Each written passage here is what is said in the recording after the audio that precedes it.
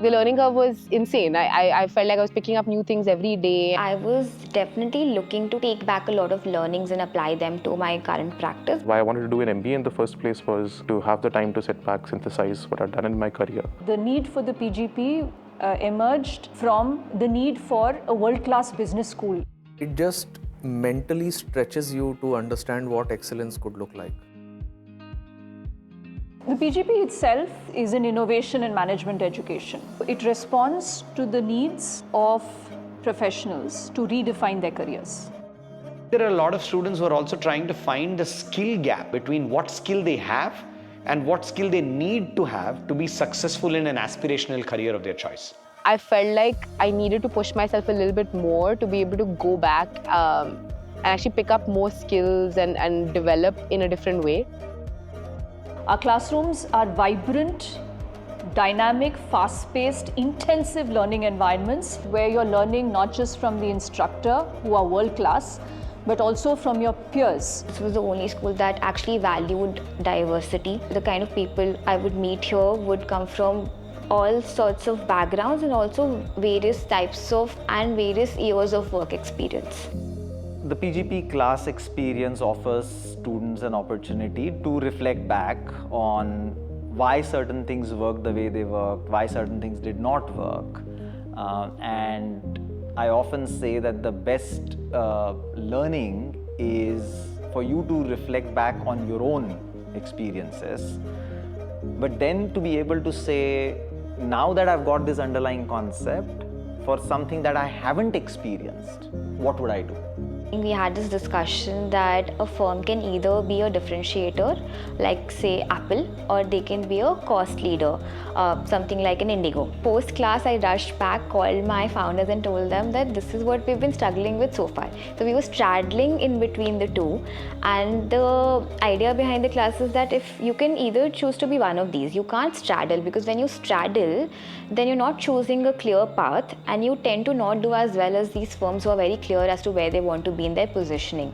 And this is something that we had also personally been struggling with quite a bit. Given that it's a one-year program, we want to accord them the flexibility to choose their learning journeys, and that principle is what governs both the content of the core as well as the electives. So electives really offer students an opportunity to explore, because that may be a point of pivot for them. The program is structured in 3 core terms and then 4 elective terms. No matter what you want to do, there's a course in product management, marketing, finance, in operations, in strategy, that you're really pressed for choice. And then on top of it, we have 4 block weeks. And you should think of block week as really a concentrated version of a course, but a course which lends itself to be taught in the period of just 5 to 6 days. Learning theory is extremely important, understanding research is extremely important, but equally important is your ability to be able to take the learnings that you had in classroom and apply it to a real world setting. Our flagship program, which is our PGP program, has been successfully running what is called the Experiential Learning Project for many years.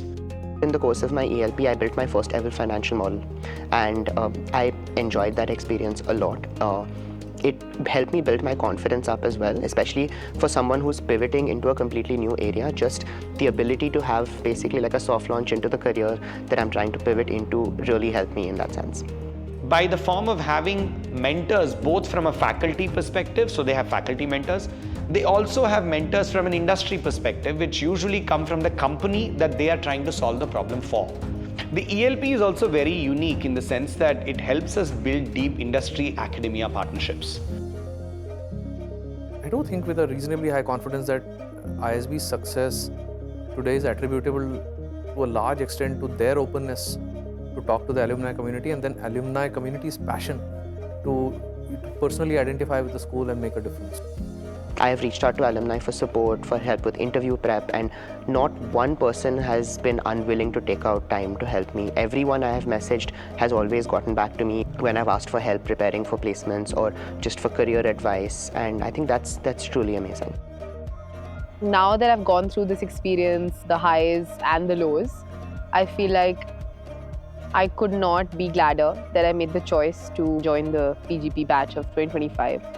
They call ISB the year of transformation, and I think it's exactly that. I don't think I'm even close to the same person I was when I entered ISB not even a year ago. Today, if I'm thrown out in the world and asked to build a business, I know that I'll be able to do it. I'd say that is my transformation.